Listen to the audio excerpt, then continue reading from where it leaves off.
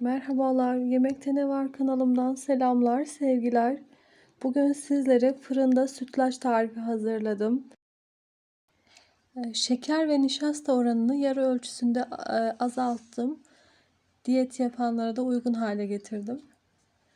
Ama size normal ölçülerini de videomun içerisinde paylaşacağım. Hemen tarifimin yapımına geçiyorum. Tarifimizde 3 yemek kaşığı pirinç kullanıyoruz. Pirinci bir 5-10 dakika ıslayıp nişastasının çıkmasını sağlıyoruz. Güzelce yıkadıktan sonra bir tencereye alıyorum. Üzerine 2 su bardağı su ekleyip sıcak su olursa daha iyi olur. 2 su bardağı su ekleyip haşlamaya bırakıyoruz. Kısık ateşte ara ara karıştırarak pirinçlerimizin yumuşamasını bekliyoruz.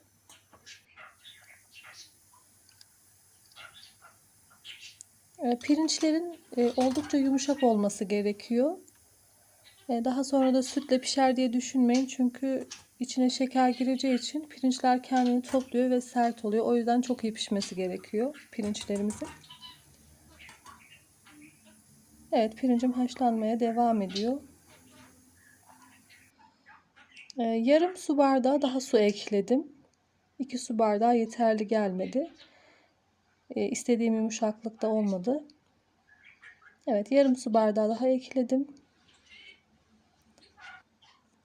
Bir süre daha haşlamaya devam ediyorum pirincimi. Evet, pirinçler haşlanmaya devam ederken ben nişastasını hazırlamaya geçtim. Dolu dolu 2 yemek kaşığı nişasta kullanıyorum.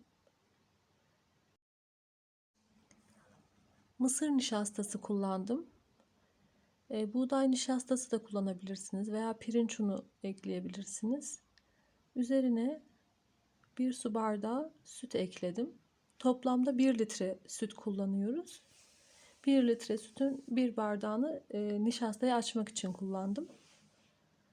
2 yemek kaşığı daha akışkan bir kıvamlı sütlaç elde etmemizi sağlıyor. Dilerseniz biraz daha koyu olsun derseniz 2,5 yemek kaşığı da kullanabilirsiniz nişastayı.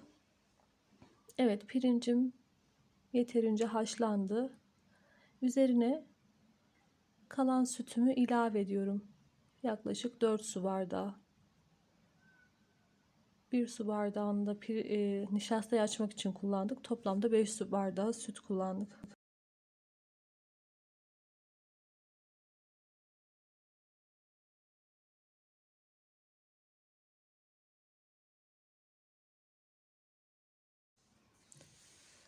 Üzerine daha önceden hazırladığımız 1 bardak suyla açtığımız nişastayı ekliyoruz.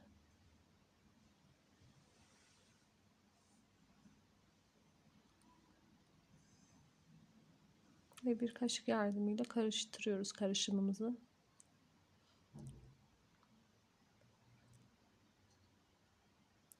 Üzerine yarım su bardağı şeker ekliyorum. Ben dediğim gibi diyete uygun olsun diye yarım su bardağı kullandım. Ama normal ölçülerde 1 su bardağı şeker kullanılıyor. Siz damak zevkinize göre dilediğiniz şekilde azaltıp çoğaltabilirsiniz. Ben yarım su bardağı kullandım. Ama yarım su bardağından biraz daha fazla önerebilirim. Yarım su bardağı artı 2 yemek kaşığı bence tam olacak. Birazcık azdı çünkü şekeri. Ve bir paket de vanilya ekledim. Evet, nişasta pişene kadar bir 4-5 dakika pişmeye bırakıyoruz. Evet, bu aşamada dikkat etmemiz gerekiyor. Çok kolay dibine tutabiliyor. Kontrollü bir şekilde kıvam alana kadar pişirmeye devam ediyoruz.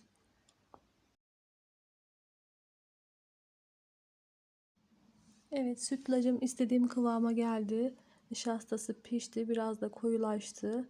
Ama hala akışkan bir kıvamda. Soğudukça şekil alacak ve soğudukça kendini toparlayacak. Bir fırın tepsisine ısıya dayanıklı kaplar ekledim ve 2 su bardağı su döktüm fırın tepsisine ve bir kepçe yardımıyla kapları paylaştırıyorum.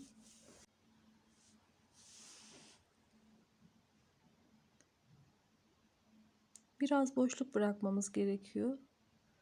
Pişerken kabaracak çünkü sütümüz. Taşmaması için biraz boşluk bırakarak paylaştırıyoruz.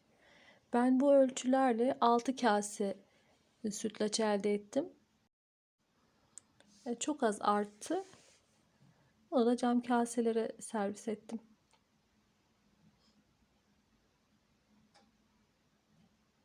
Evet. Bu işlemi bitirdik ve tepsimizi fırına veriyoruz. 180 derecede üzeri kızarana kadar pişiriyoruz. Kızarıklığını kendinize göre ayarlayabilirsiniz. Az pişmiş veya biraz daha kızarmış olarak.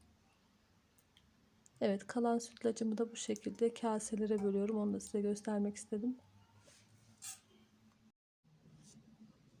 Üst ayarını açmamız gerekiyor ve fırının biraz daha üst bölümüne yerleştirmemiz gerekiyor ki çabuk kızarsın.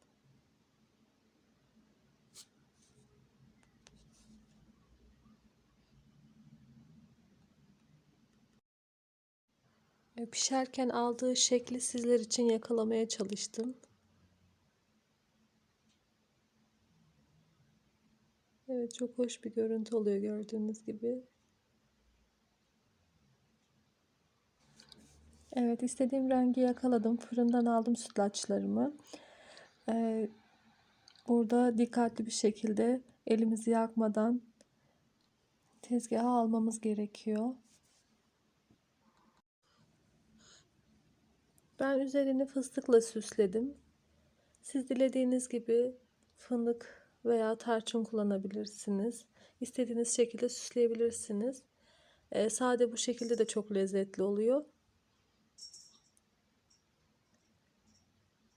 Şimdi sizlere bir de kıvamını gösteriyorum.